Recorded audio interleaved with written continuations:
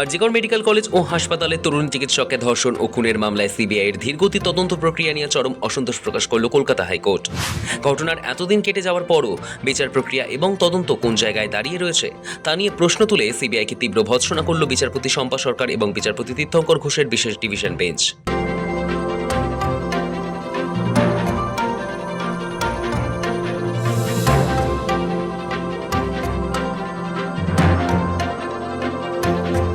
বৃহস্পতিবার শুনানিতে তদন্তের গতি প্রকৃতি এবং সিবিআইয়ের ভূমিকা নিয়ে এজলাসে একাধিক কড়া প্রশ্ন তোলেন বিচারপতিরা। সার্বিকভাবে সাধারণ মানুষ থেকে শুরু করে নির্যাতিতার পরিবার সকলেই যখন বিচারের অপেক্ষায় রয়েছেন, তখন কেন্দ্রীয় এজেন্সির এই ঢিলেঢালা মনোভাব বিচার ব্যবস্থার ওপর প্রশ্ন তুলে দিচ্ছে বলে মন্তব্য করে ক্ষোভ ব্যক্ত করে হাইকোর্ট।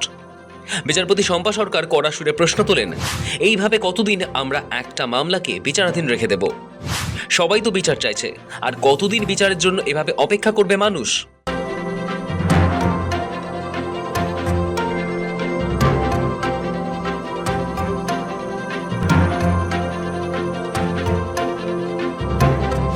নির্যাতিতার পরিবারের অভিযোগ।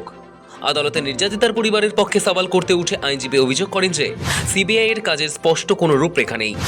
সিবিআই অতিরিক্ত হলফনামা অনুযায়ী এগোলে তদন্তে আরও অনেক কিছু উঠে আসত। তিনি বেঞ্চের দৃষ্টি আকর্ষণ করে জানান, ঘটনার রাতে নির্যাতিতার সঙ্গে আরও 4 জন ডিনার করছিলেন এবং শেষ রাতে ঘটনাস্থলের আশেপাশে অন্তত 16 জন উপস্থিত ছিলেন। সেই 4 জনের সঙ্গে আরজি করের তৎকালীন অধ্যক্ষ সন্দীপ ঘোষের কোনো যোগসাজশ ছিল কিনা এবং কেন তাদের এখনো গ্রেপ্তার করা হচ্ছে না তা নিয়ে প্রশ্ন তোলে পরিবারের আইনজীবী। সিবিআই এর পাল্টা সাফাই। সিবিআই এর পক্ষে আইনজীবী জানান, এক জুনিয়র চিকিৎসকের সঙ্গে নির্যাতিতা শেষবার নৈশভোজ করেছিলেন, তবে এখনও তার বয়ান নেওয়া হয়নি। তিনি আশ্বাস দেন যে কেন্দ্রীয় গোয়েন্দারা প্রতিটি অভিযোগ অত্যন্ত গুরুত্ব সহকারে খতিয়ে দেখছেন এবং কোনো ভুল ত্রুটি থাকলে তা অবশ্যই সংশোধন করা হবে। একই সঙ্গে সিবিআইয়ের পক্ষ থেকে তদন্তের অগ্রগতির জন্য পর্যাপ্ত সময় চাওয়ার আর্জি জানানো হয়। শুনানিতে বিচারপতি শম্পা সরকার ব্যঙ্গাত্মক সুরে বলেন, এক রাতের মধ্যে হঠাৎ করে একটা পরিকাঠামো ভেঙে পড়ল আর আপনারা বিষয়টি খতিয়ে দেখার নাম করে ঢুকে পড়েছেন। তদন্তটা কি জলপাইগুড়ি জেলা থেকে একটা পোস্ট কার্ড পাঠিয়ে দেওয়ার মতো সহজ বিষয়? মৃত্যুর প্রকৃত সময় কখন ছিল সিবিআই কি তা সঠিকভাবে নির্ধারণ করতে পেরেছে? সে বিষয়েও প্রশ্ন তোলে বেঞ্চ। সিবিআইকে আবার কাজ শুরু করতে হবে। শুনানিতে বিচারপতি শম্পা সরকার সিবিআইয়ের পেশ করা রিপোর্ট ও কার্যপদ্ধতির গলদ তুলে ধরেন।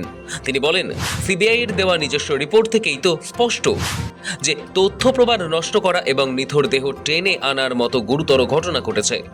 আগের নির্দেশিকার কথা মনে করিয়ে দিয়ে বিচারপতি সিবিআই আইনজীবী উদ্দেশ্যে প্রশ্ন করেন, আমরা এর আগে যে নির্দেশ দিয়েছিলাম আপনারা নাকি সেটা বুঝতেই পারেননি?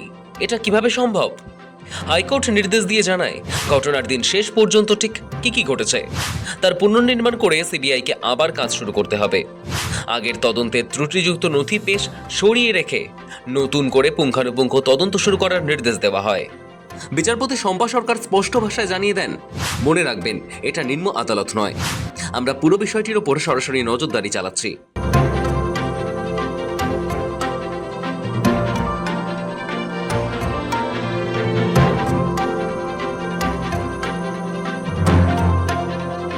দীর্ঘ সওয়াল জবাব শেষে হাইকোর্টের এই বিশেষ ডিভিশন বেঞ্চ স্পষ্ট জানিয়ে দিয়েছে যে বিচারে কোনো রকম শিথিলতা বরদাস্ত করা হবে না। মামলাটির গুরুত্ব বিবেচনা করে পরবর্তী শুনানির দিন ধার্য করা হয়েছে আগামী 28শে আগস্ট। ওই দিন সিবিআইকে তাদের নতুন তদন্তের অগ্রগতি এবং আদালতের নির্দেশ অনুযায়ী নেওয়া পদক্ষেপ সংক্রান্ত রিপোর্ট জমা দিতে হবে। সব মিলিয়ে আরজি কর তদন্তে কলকাতা হাইকোর্টের তীব্র ভৎসনার মুখে সিবিআই। সৌভিক চ্যানেলের রিপোর্ট, সময় কলকাতা।